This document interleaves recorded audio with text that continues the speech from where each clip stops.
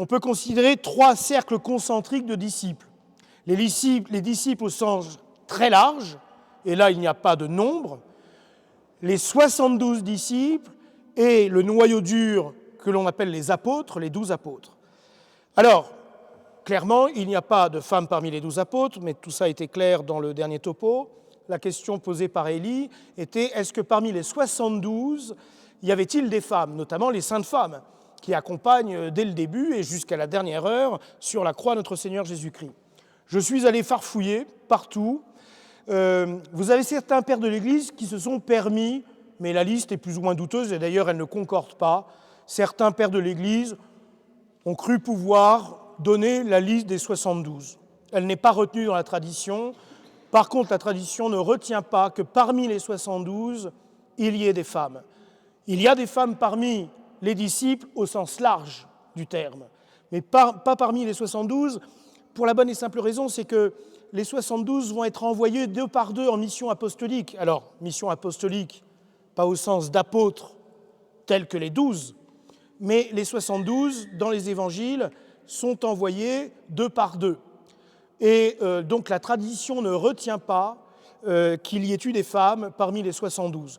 Par contre, de façon indéniable, les saintes femmes, au premier rang duquel la très sainte Vierge Marie, Sainte Marie-Madeleine qui va rejoindre par la suite, elles appartiennent aux disciples du Christ, au sens large.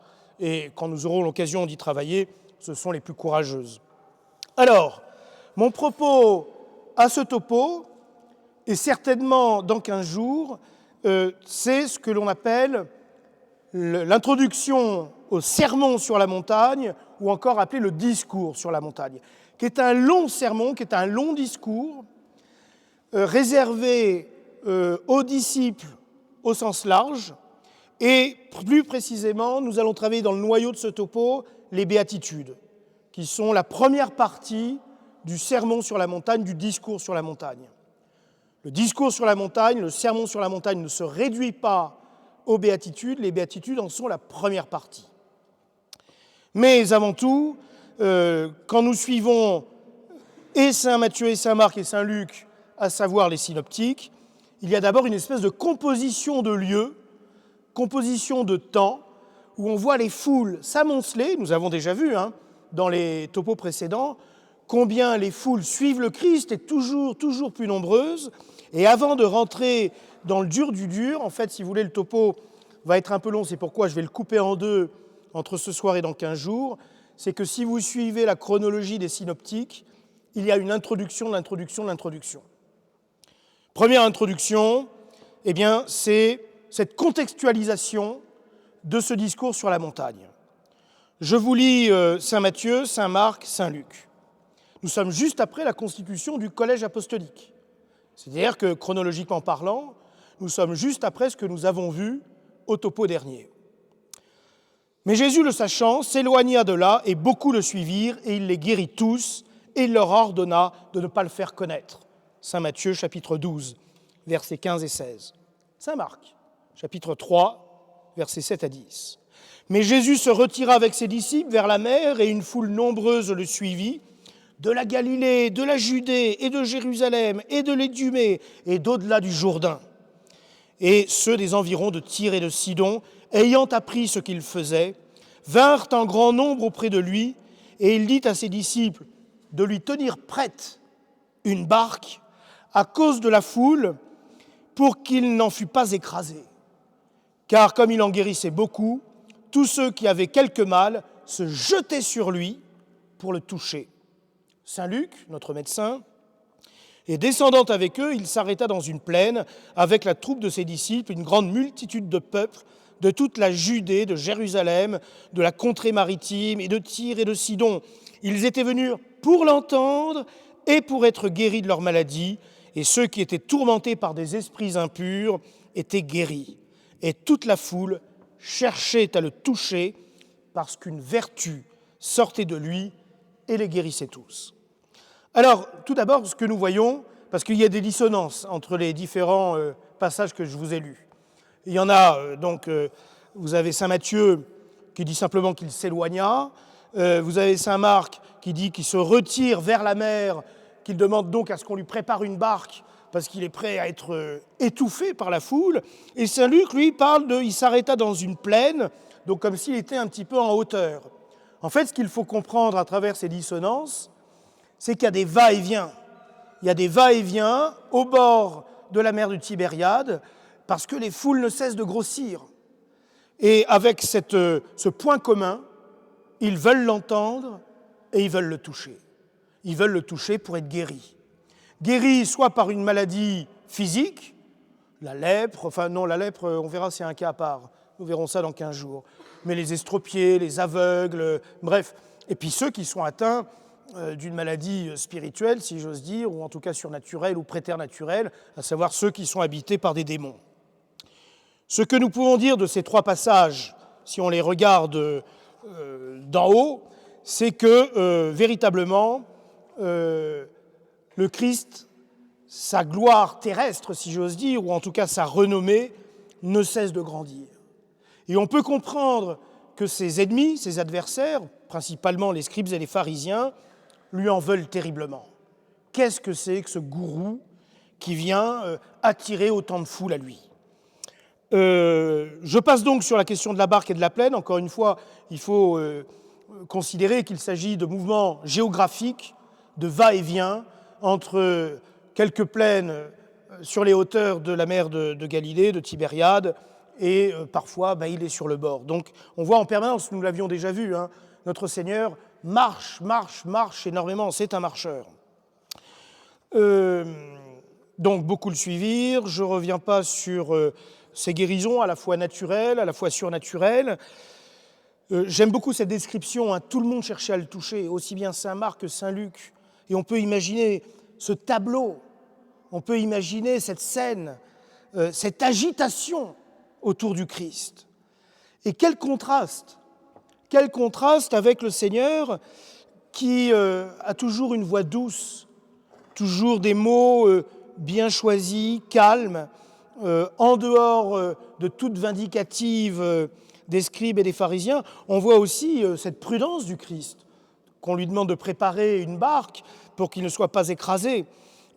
Et donc, vous avez là véritablement un contraste entre ces foules que l'on peut imaginer en effervescence, attirées à la fois par l'enseignement, c'est bien précisé par saint Luc, il y en a qui ne sont pas là uniquement pour être guéris, mais il y en a qui veulent écouter son enseignement, qui veulent suivre son enseignement. Et puis vous avez cette phrase de saint Luc, « Une vertu sortait de lui ».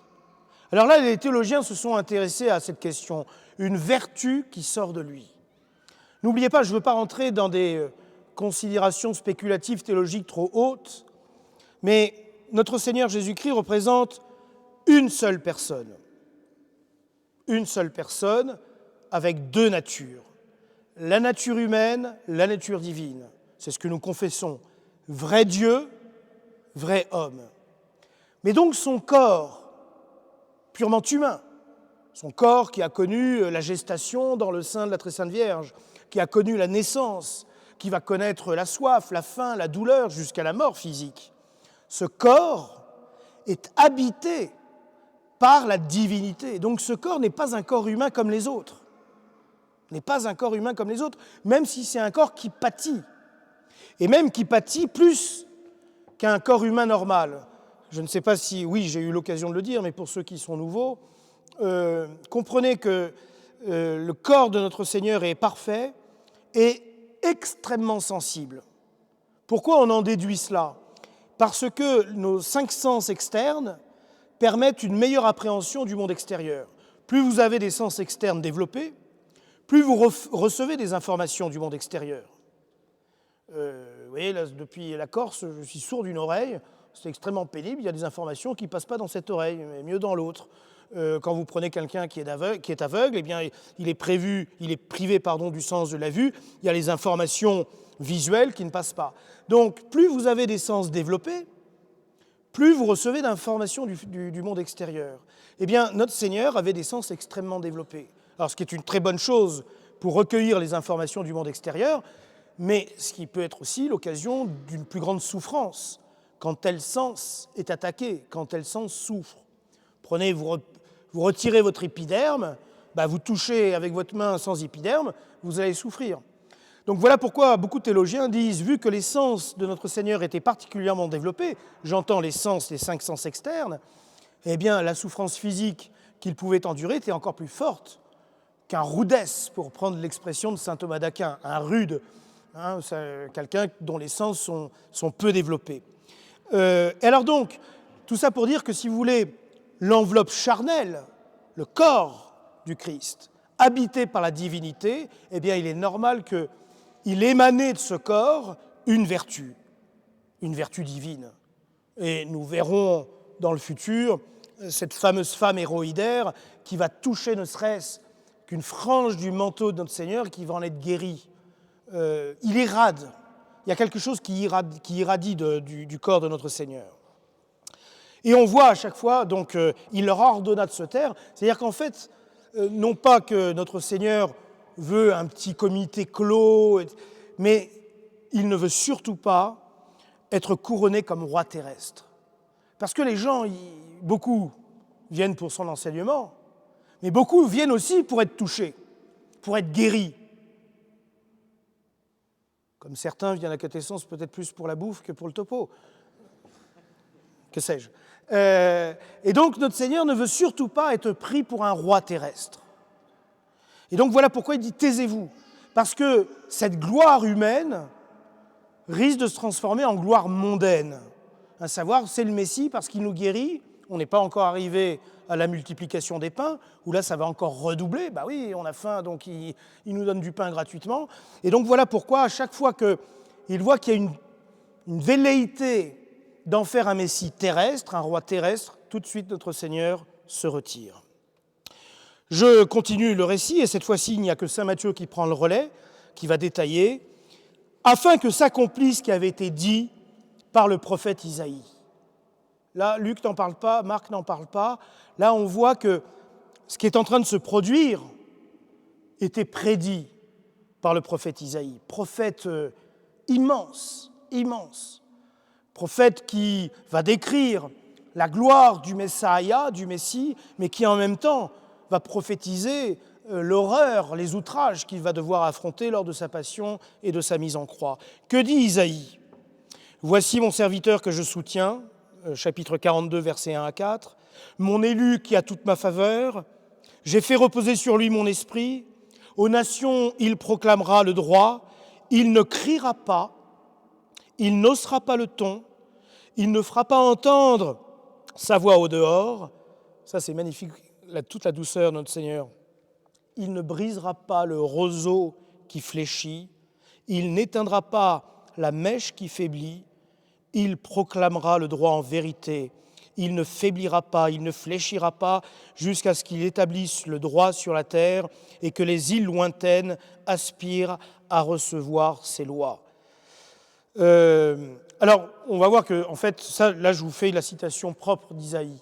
On va voir que saint Matthieu s'arrange un peu avec le texte d'Isaïe. Ce n'est pas une citation stricte, mais comme je vous l'ai dit, saint Matthieu s'adresse à ses coreligionnaires qui connaissent les Écritures, qui connaissent les prophéties, et donc saint Matthieu, il va au but, un peu comme vous faites une citation un petit peu, vous voyez, à l'emporter, quoi, à grands traits. Alors voilà justement comment cite saint Matthieu.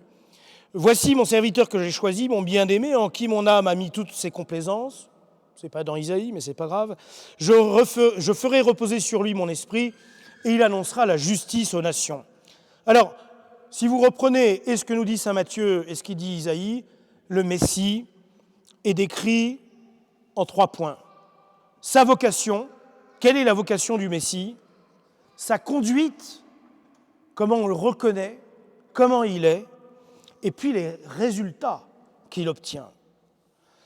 Alors, voici mon serviteur, ça on l'a dans Isaïe et dans ce que dit saint Matthieu. En hébreu, c'est très explicite. Voici mon serviteur, le serviteur de Yahvé. Le serviteur avec un L majuscule, un E majuscule. Mon, le mien. Et ça revient souvent chez Isaïe. Et d'ailleurs, les rabbins reconnaissaient tous que le Messie avait cette caractéristique d'être le serviteur de Yahvé. Ce qui est très intéressant, c'est qu'après la mort, la résurrection de notre Seigneur Jésus-Christ, les Juifs vont trouver les prophéties d'Isaïe tellement gênantes, tellement en adéquation avec ce Jésus de Nazareth, qu'ils vont le retirer des livres canoniques. De telle sorte que si vous prenez un livre sacré chez les Juifs, vous n'avez plus le livre d'Isaïe. C'est trop gênant pour eux. Que j'ai choisi, alors ça aussi c'est très intéressant, c'est-à-dire que véritablement, il y a une affirmation de toute éternité, le Verbe, la deuxième personne de la Sainte Trinité, savait qu'il s'incarnerait sur terre parmi les hommes pour sauver le genre humain.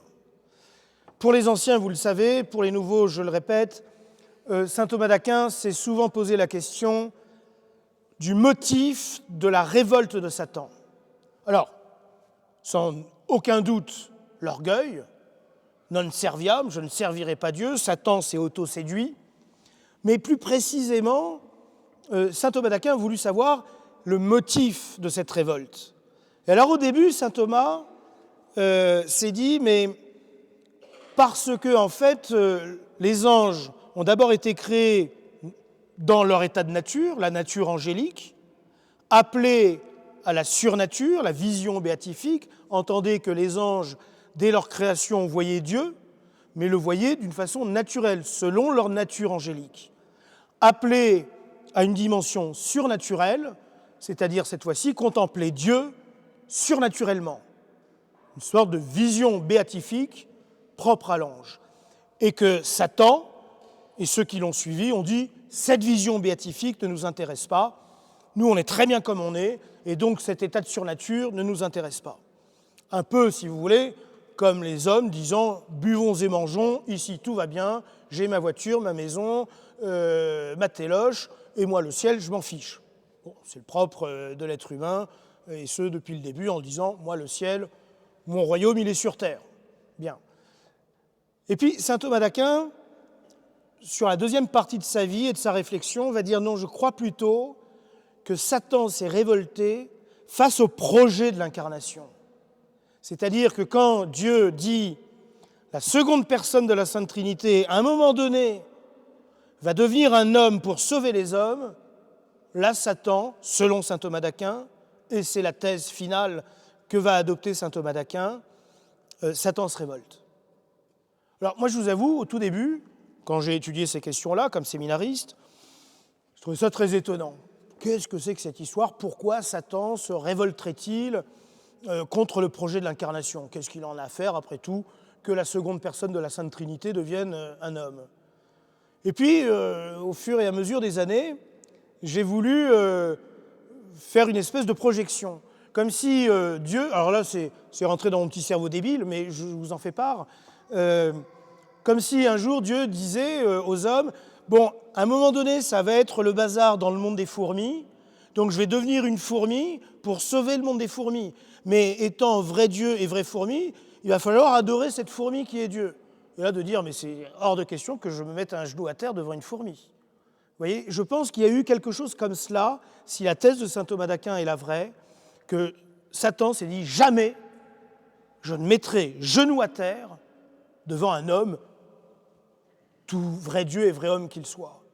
Et d'ailleurs, la théologie spirituelle, la liturgie, nous enseigne qu'au moment du Sanctus, pendant la messe, Saint, Saint, Saint le Seigneur, les anges adorent avec nous la présence réelle qui se prépare, puisque le Sanctus est juste avant le canon de la messe, et il est dit, c'est pour ça que nous chantons 3 fois Saint, que les anges adorent avec nous la présence réelle, la très sainte Eucharistie, notre Seigneur Jésus-Christ véritablement présent dans la Sainte Hostie.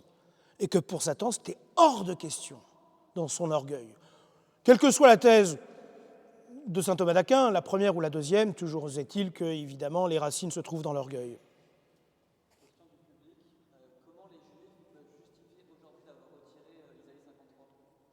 C'est toujours le même truc, un peu comme les protestants quand ils disent « on a retiré Pierre, tu es Pierre, sur cette pierre je bâtirai mon Église, à savoir à travers les ans, à travers les âges, ça a été des rajouts purement humains, et donc on les retire parce que ce sont finalement des excroissances qui ne correspondent pas à l'originel. Comme ont fait les protestants avec Pierre, tu es Pierre, sur cette pierre je bâtirai mon Église. Quand vous discutez avec un frère protestant en disant « mais qu'est-ce que vous faites de cette phrase ?»« Ah, mais ça a été rajouté au 5e siècle, au 6e siècle. » Non, non, ce n'est pas dans le texte originel. Continuons. Donc, vous voyez, on est loin encore d'arriver aux béatitudes parce que les évangélistes prennent le soin de décrire ce contexte. Continuons saint Matthieu qui cite comme ça, un peu de portée générale, la prophétie d'Isaïe, « Et les nations espéreront en son nom. » Oh, pardon, excusez-moi, je suis allé trop vite. Il ne se disputera pas, il ne criera pas, personne entendra sa voix dans les places publiques. Là, on voit que saint Matthieu s'arrange avec Isaïe. Il ne brisera pas le roseau abîmé.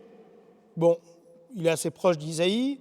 Il n'éteindra pas la mèche qui fume encore jusqu'à ce qu'il ait amené le triomphe de la justice.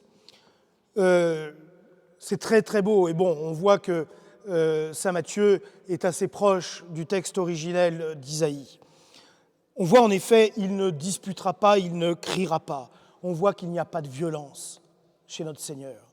Il n'y a pas de violence, il y a toujours cette douceur qui viendra dans les béatitudes. Il est pacifique, il est modeste. C'est pas comme un homme de parti qui attire les foules par des paroles bruyantes. Tout au contraire, il ne demande que le silence qui se fasse autour de son nom, qui se fasse autour de ses miracles. Voilà pourquoi, comme je vous le disais, à chaque fois qu'il sent qu'on veut en faire un roi terrestre, il se retire. Ce n'est pas un chef de parti. Bon, saint Matthieu dit « Personne n'entendra sa voix dans les places publiques ». Entendez à la façon des mondains, des scribes, des pharisiens qui se faisaient reconnaître. En même temps, vous pourriez dire « Mais on ne comprend pas parce qu'on a vu dans les séances précédentes qu'il se rendait tous les samedis dans les synagogues, parce que c'est là où il se fait le plus entendre. Parce que le samedi, le jour de Shabbat, le peuple juif est massivement réuni dans les synagogues. Mais quand saint Matthieu, en transformant quelque peu la prophétie d'Isaïe, personne n'entendra sa voix dans les places publiques, entendez, à la façon des scribes et des pharisiens qui aiment monter sur la chair. Moi qui suis dessus, je suis un petit peu embêté. Il ne brisera pas le roseau abîmé, n'éteindra pas la mèche qui fume. Ce roseau abîmé, cette mèche à demi éteinte, eh bien ce sont les gens méprisés de ce monde. Alors méprisés de diverses façons. Méprisés parce que des pauvres, dans un monde où seul compte la richesse, les humbles, où seul compte le pouvoir, les gens de foi, où seul comptent les gens matérialistes. Bref, comprenez à travers ce roseau, beaucoup de pères de l'Église disent, bien, ce sont ceux qui sont méprisés. Mais d'autres disent aussi, parmi les pères de l'Église, et c'est aussi rassurant pour nous, les pécheurs que nous sommes, hein, c'est-à-dire ceux qui tombent facilement dans le péché. Eh bien, le Christ ne brise pas les roseaux faibles que nous sommes, les roseaux abîmés que nous sommes. Il n'éteint pas la petite flamèche qui fume, pareil, abîmée par le péché, qui n'est pas ce grand feu. Le Christ n'est pas là pour détruire, n'est pas là pour éteindre, n'est pas là pour casser. Au contraire, il est là pour ressusciter, pour ranimer. Je continue saint Matthieu. « Et les nations espéreront en son nom ». Alors là, très clairement, hein, nous le voyons quand le Christ lui-même dit « Et j'attirerai tout à moi ». C'est-à-dire, issu sur la croix, hissé sur la croix, j'attirerai tout à moi. Bon, mais ça, on le voit, hein, de toute façon, suite à la mort, à la résurrection du Christ, vous savez, je l'ai dit, le symbole le plus répandu depuis et à travers tous les temps et à travers tous les continents, le symbole le plus répandu, c'est la croix. Qu'on le veuille ou non, c'est comme ça. Et puis, en son nom, je ne peux que penser à cette citation de saint Paul dans l'Épître aux Éphésiens, que va reprendre le pape Saint Pie X comme ça. Pas sa maxime, comment on appelle ça, sur le blason. Sa devise. Instaurare omnia in Christo. Tout instauré, tout restauré dans le Christ. Et ce qui est intéressant à savoir, c'est que finalement, inconsciemment, même les païens, c'est-à-dire les gentils, les Grecs, les Romains, inconsciemment attendaient une espèce de restauration. Et on voit d'ailleurs que l'Église va se servir de vecteur de l'Empire romain pour propager l'Évangile, qu'on va se servir de la philosophie grecque pour développer notre théologie. Ce qui veut dire que notre Seigneur Jésus-Christ, la puissance de son nom, la puissance du nom de Jésus, invoquer son nom, invoquer le nom de Jésus, c'est invoquer toute sa personnalité toute puissante. Les nations, eh bien, quand on dit les nations, c'est tout, c'est les familles, ce sont les villages, ce sont les pays, ce sont les nations. Et d'ailleurs, le mot nation revient souvent. Le Christ lui-même dit « allez évangéliser les nations ». Vraiment, n'y voyez pas du tout une plaisanterie douteuse de ma part, ni une prise de... Le Christ est nationaliste, dans le sens où le Christ veut que les nations se convertissent. Le mot nation revient régulièrement dans l'Écriture sainte. Que les nations, donc il y a une universalité du catholicisme, catholique veut dire universel, tout en respectant les nations, leur culture, leur tradition. Mais ce n'est pas anodin que le mot nation, au pluriel, revienne régulièrement dans l'Écriture sainte, que ce soit l'Ancien ou le Nouveau Testament. Bon, il n'y a qu'une nation sous l'Ancien parce qu'il n'y a qu'un peuple élu, mais avec le Nouveau, c'est convertir toutes les nations dans le respect des identités nationales. Le Christ est nationaliste au sens propre du terme, au sens nation vient de la racine naître, de même que la patrie vient de la racine père, mais pour naître, il faut avoir un père. Et le mot nation, encore une fois, revient régulièrement.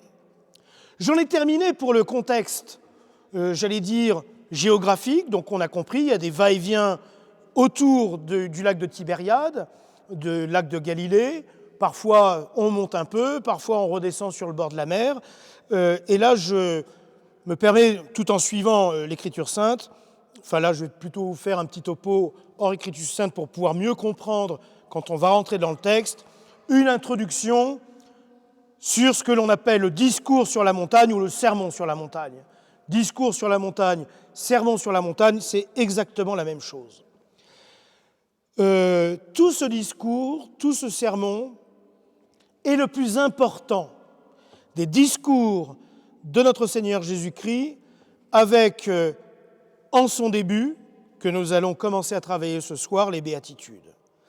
Et ce que je veux à travers cette introduction, c'est que vous compreniez quelques traits généraux de la nature et de la forme de cet enseignement du Christ. L'objet de l'enseignement, du sermon sur la montagne, donc pas simplement les béatitudes, est exclusivement religieux. Exclusivement religieux, c'est le royaume des cieux, le royaume de Dieu. Le Christ ne parle que de ça, ce qui va entraîner sa mort, parce que beaucoup de Juifs, notamment les Zélotes, s'étaient dit, il vient établir le règne là sur terre. Non, notre Seigneur vise le royaume des cieux, le royaume de Dieu, avec son établissement sur la terre, mais spirituellement. C'est là toute la morale évangélique, toute la morale. C'est là où repose tout le dogme chrétien, tout le dogme catholique. Vous avez l'Ancien Testament dans son rapport avec le Nouveau Testament. En un mot, c'est la vraie religion considérée et annoncée sous tous ses points de vue. Le discours, le sermon sur la montagne, vous avez le concentré de toute notre morale, de toute notre doctrine. Je vous rappelle que nous, chrétiens, nous, catholiques, nous ne sommes pas pour un ordre moral. La morale pour la morale, l'acte pour l'acte. Nous sommes pour une théologie morale, à savoir une science des actes en vue du ciel. Nous ne sommes pas des kantiens. Nous ne sommes pas je respecte le feu rouge parce qu'il faut respecter le feu rouge et en respectant le feu rouge, je trouve ma dignité humaine. Non. Non, nous sommes pour une science des actes en vue du ciel. Et nous verrons à travers ce discours, ce sermon sur la montagne, vous avez là la doctrine la plus élevée, la plus belle, la plus divine qui n'ait jamais existé. Et si on fait une comparaison avec les autres confessions religieuses, ça peut paraître très orgueilleux de le dire, mais c'est la vérité. Cet enseignement est pur, que l'on ne trouve pas dans les autres confessions. Cette doctrine, nous allons voir en plus, elle porte entièrement sur notre Seigneur Jésus-Christ lui-même. Alors on va se dire, mais quelle prétention! Oui, quelle prétention! Absolument. Ça, il faut le reconnaître, notre Seigneur Jésus-Christ a une prétention sur les affirmations qu'il porte sur lui, ce qui fait que pour nous, si vous voulez, on n'a pas 36 choix, hein. On n'a que 2 choix. Quand il dit « je suis la vérité »,« je suis la lumière »,« je suis le chemin », personne ne peut accéder au Père sans passer par moi. Ce que je dis résonnera pour l'éternité. Enfin, ce sont des paroles. Vous prenez Bouddha, vous prenez Mahomet, vous prenez Luther, vous prenez... Jamais quelqu'un a osé dire une chose pareille. Jamais. Il y a une prétention de l'affirmation du Christ sur lui-même, sur son identité. Alors, de 2 choses l'une. Hein. Soit ce mec est fou, et il faut l'enfermer, soit ce qu'il dit est vrai. Et alors, il est vraiment la lumière du monde, il est vraiment la vie. Quand il dit « je suis la résurrection », il ne dit pas simplement « je suis celui qui verra ». « Je suis la résurrection et la vie ». Qui dit ça? Peut dire éventuellement « je suis vivant ». Oui, ça tout le monde peut le dire. Un mec un peu plus mégalo pourra dire « je vais ressusciter quelqu'un ». Mais de dire « je suis la résurrection », mais qui dit ça? Donc oui, évidemment, il y a personne n'a osé dire des choses pareilles. Donc soit c'est faux, soit c'est vrai. Voilà pourquoi il est dit qu'il est la pierre angulaire.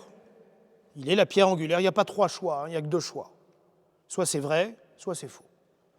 Ce qu'en philosophie, nous appelons le principe de non-contradiction. Une chose ne peut pas être et être son contraire en même temps et sous le même rapport. Quant à la forme de cet enseignement, quelle est cette forme? Même ses adversaires le reconnaissent, les scribes et les pharisiens.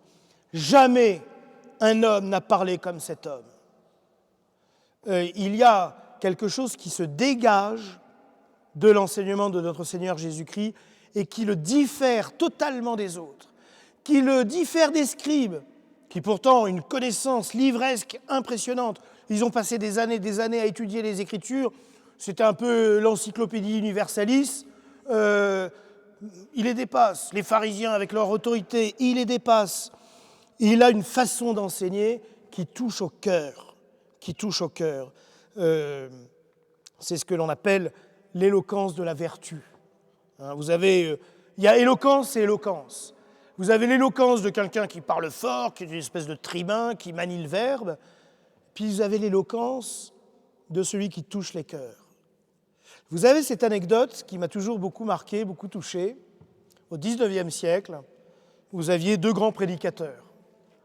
Vous aviez le saint curé d'Ars, qui déplaçait les foules. Même Napoléon III a hésité à aller à Ars pour aller écouter le saint curé. Des foules et des foules de toute la France allaient pour écouter le saint curé d'Ars. Pour autant, il n'avait pas une diction extraordinaire. Et d'ailleurs, sur la fin de sa vie, on ne pouvait même plus entendre ce qu'il disait parce qu'il avait du mal à prononcer les syllabes, il avait du mal à s'exprimer. Parfois, il murmurait en présentant le tabernacle, la présence réelle du Christ. Quand Lacordaire, dominicain, faisait quasiment toutes les conférences de carême à la cathédrale Notre-Dame, où les foules se déplaçaient, parce qu'il avait une éloquence incroyable, verbe haut, maniant magnifiquement bien la langue française. Et un jour, quelqu'un dit au père Lacordaire, au dominicain, « Ah, mon père, c'est extraordinaire, toutes ces foules que vous faites venir à la cathédrale, qui est pleine, la cathédrale Notre-Dame ne désemplit pas chacune de vos conférences de carême. » Et le père Lacordaire avait dit, oui, la grande différence qu'il y a entre moi et le saint curé d'Ars, c'est que quand moi j'ai terminé de prêcher, tout le monde m'applaudit dans la cathédrale de Notre-Dame. Quand le curé d'Ars, parce qu'il n'était pas encore canonisé, quand le curé d'Ars a fini de prêcher, tout le monde va se confesser. Vous voyez, la différence d'éloquence. Il y a ceux qui applaudissent et il y a ceux qui sont touchés dans leur cœur et qui vont se confesser. C'est exactement ce qui se passe pour notre Seigneur Jésus-Christ. C'est l'éloquence de la vertu. Ce n'est pas quelqu'un qui fait des effets de manche, tel un avocat, tel quelqu'un du barreau. Non, il touche les cœurs, il touche les âmes, les grands comme les humbles, les puissants comme les pauvres. Voyons maintenant la portée de cet enseignement, du discours, du sermon sur la montagne. Eh bien, portée universelle. Universelle qui, que l'on ait la foi ou pas, considère tous les hommes. Parce qu'il y a là une morale universelle. Encore une fois, le mot catholique veut dire universel. Et si vous regardez bien, quand nous allons travailler, nous allons rentrer dans le cœur, dans le noyau du discours sur la montagne, du sermon sur la montagne, nous allons voir la portée universelle de cet enseignement, qui concerne toutes les cultures, toutes les civilisations, tous les continents, tous les siècles. Qu'importe qu'on soit né il y a 1000 ans, qu'on soit né sur tel continent, qu'on soit né dans les années 2000, ça concerne toutes les cultures, toutes les civilisations. Et on voit que cet enseignement est accessible et aux simples, aux enfants, comme aux savants et comme aux sages. Vous savez que chaque année, le livre le plus lu à travers le monde, chaque année, le best-seller chaque année, c'est la Bible. C'est la Bible. Chaque année. Et puis on voit qu'en même temps, cet enseignement, il a accompli des merveilles extraordinaires à travers tous les temps, tous les continents, et que son influence ne cesse jamais. Regardez toutes les œuvres caritatives, regardez ces saints, regardez ces religieux, regardez ces couvents, regardez tout ce que cela a donné. Les fruits sont là et continuent encore. Je ne peux m'empêcher de penser, ici même dans cette église, quand nous avons reçu, il y a quelques semaines, la maman d'Acutis, qui a rempli l'église, on ne pouvait même plus mettre un pied devant. Ça continue. Nous voyons à travers cet enseignement que tantôt notre Seigneur instruit, tantôt il donne des principes moraux, de théologie morale, pas de morale pour la morale, tantôt on voit qu'il converse familièrement avec telle ou telle personne, et puis tantôt il s'élève à des hautes sublimités de contemplation, de spiritualité, de théologie. Bref, quand vous prenez tout l'enseignement de notre Seigneur sur le sermon sur la montagne, le discours sur la montagne, on voit qu'il nous offre un genre incroyable de prédication à la fois de campagne, on va dire, parfois très terre-à-terre, parfois solennelle, parfois une espèce de dialogue un peu socratique pour obliger son auditoire à réfléchir, à évoluer dans sa pensée. Il n'hésite pas à affronter des discours polémiques. Il y a parfois de l'apologétique, c'est-à-dire défense de la vraie foi. Parfois même, on voit qu'il manie l'ironie, notamment quand il s'adresse aux scribes et aux pharisiens. Comment toi, un scribe, tu connais pas ça? Tu connais pas cette citation? Alors mon coco, après 12 ans d'études, là, qu'est-ce qui te reste? Parfois, il y a de la rhétorique, parfois du paradoxe. Bref, on voit que notre Seigneur, véritablement, utilise tout ce qu'il peut pour toucher son auditoire, pour s'adapter à son auditoire, pour s'adapter à la personne avec laquelle il converse, pour toucher son cœur, pour toucher son âme. Quelles sont les caractéristiques générales du discours sur la montagne, du sermon sur la montagne? Je dirais, c'est la grande charte du christianisme. S'il fallait employer un terme juridique, la constitution de l'Église. Le discours sur la montagne est à l'Église ce qu'était la législation du Sinaï pour la théocratie de l'Ancien Testament. Il y a là comme une promulgation solennelle de la loi nouvelle. À la grande différence de cette loi ancienne du Sinaï, c'est d'ailleurs très intéressant de voir, ne serait-ce que la différence géographique. La loi mosaïque, donnée sous l'Ancien Testament sur le mont Sinaï, le peuple est là dans un désert brûlant. Ce mont Sinaï, n'hésitez pas à regarder des photos. Je me suis amusé en préparant le topo, parce que je ne suis jamais allé en Terre Sainte. Regardez la tête du mont Sinaï. C'est escarpé, c'est rocheux, c'est hostile, avec des arêtes rocheuses où on imagine que pieds nus, on peut facilement s'y couper les pieds. Et puis alors, en plus, cette révélation, elle se fait au milieu d'éclairs divins, mais d'éclairs, j'imagine, qui devaient être quand même quelque peu impressionnants et faire peur, apeurer.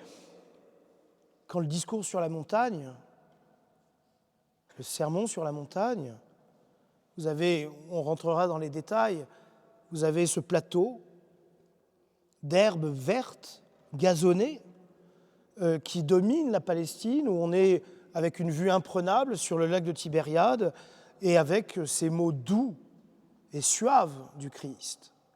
On voit qu'on est passé de l'Ancien au Nouveau Testament, de l'Ancienne Alliance à la Nouvelle Alliance, et qui n'a rien à voir. Avant, on était sous le régime de la loi, et si tu es hors la loi, ça tape, et on passe au régime de la grâce, c'est-à-dire de l'âge adulte de la vie chrétienne. Et on voit que ce discours sur la montagne, il est plein de douceur. Plein de douceur. Avant, le Seigneur tenait à l'écart ces sujets. Il n'y avait que Moïse qui montait sur le mont Sinaï, pendant que le peuple était en train d'apostasier avec le veau d'or, pour ensuite se faire taper sur les doigts violemment par Moïse, quand sur le mont du discours sur la montagne, là, tous les disciples peuvent venir au contact direct avec notre Seigneur Jésus-Christ. Avant, c'était la loi, maintenant, c'est l'Évangile. Étymologiquement parlant, la bonne nouvelle. Ainsi donc, vous l'avez compris, le discours sur la montagne est surtout spirituel, surnaturel, avant d'être dogmatique, avant d'être moral. Notre Seigneur Jésus-Christ a encore 18 mois avant de subir la passion, de mourir sur la croix, 18 mois où là il parlera dogmatique, notamment dans la prière sacerdotale, où il parlera de morale, mais le discours sur la montagne, le sermon sur la montagne n'est pas si dogmatique que ça, n'est pas si moral que ça, c'est le royaume des cieux, c'est le royaume de Dieu. Oui ? Pardon. Il reste 3 minutes. Eh bien, très bien. C'est parfait. Vraiment, c'est parfait. Parce que, si vous voulez, je souhaiterais que le prochain topo soit relativement court, pour des raisons d'organisation. Le prochain topo, c'est l'avant-dernier topo du trimestre. Et le topo dans un mois, qui sera le dernier du trimestre, il faudra aussi que le topo soit court. C'est parfait. Eh bien, je termine sur l'introduction du sermon sur la montagne. Dans 15 jours, nous travaillerons sur les béatitudes. Le discours sur la montagne se divise en 3 parties. La justice du royaume des cieux en lui-même. Deuxième partie, la justice du royaume des cieux comparée à l'Ancien Testament. Et là où on voit qu'il y a une rupture, une cassure entre l'Ancien et le Nouveau Testament. C'est clair et net. Et puis une troisième partie, comment éviter les fausses routes de la perfection, c'est-à-dire se perdre, dévier, pour suivre la vraie voie. La popularité du discours sur la montagne, du sermon sur la montagne, est vraiment extraordinaire. Et on voit que notre Seigneur, à travers ce discours, n'est pas là pour faire... alors, je sais que maintenant on emploie ce mot populisme en permanence, mais en tout cas, il n'est pas là pour faire de la démagogie. Notre Seigneur n'est pas un démagogue. Les scribes et les pharisiens méprisaient le peuple, dédaignaient d'instruire le peuple. Ils étaient là surtout pour faire, pour mettre en exergue leur connaissance, leur savoir, pour mieux écraser le peuple. Là, on voit que notre Seigneur est là pour faire grandir le peuple. Parler avec autorité, ça ne veut pas dire j'assène. Parler avec autorité, auctoritas, augmenter, dans la racine propre du terme. Parler avec autorité, ça veut dire faire grandir quelqu'un. Qui n'a jamais croisé quelqu'un, un maître à penser, je ne sais pas, un de vos anciens profs, un moine, un prêtre, en discutant avec lui, vous avez l'impression de grandir. Vous avez l'impression qu'il ne cherche pas à vous instruire, tu es un maître d'école, mais vous avez le sentiment, en discutant avec lui, que vous-même, vous progressez. Eh bien ça veut dire véritablement, au sens propre du terme, parler avec autorité. Notre Seigneur parlait avec autorité dans le sens où il n'écrasait pas, où il n'assénait pas, mais en parlant avec notre Seigneur, vous vous sentiez grandir, vous vous sentiez plus pur, vous vous sentiez instruit.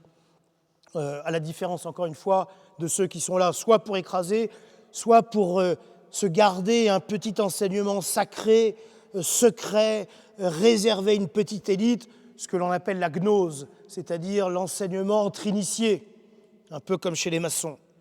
Et ce que l'on voit aussi, c'est qu'il n'y a pas de langage affecté chez notre Seigneur. Il n'est pas là à faire des pirouettes ou quoi que ce soit, il parle simplement et directement. Ce que nous verrons, et j'en conclus là-dessus, parce que maintenant que nous allons rentrer, c'est-à-dire dans 15 jours, dans les béatitudes, là il n'y a plus que 2 auteurs qui vont narrer les béatitudes, Saint Matthieu et Saint Luc. Saint Matthieu qui va développer l'enseignement des béatitudes en 8 béatitudes, et Saint Luc en 4 béatitudes. Donc on voit qu'il y a une différence dans l'enseignement.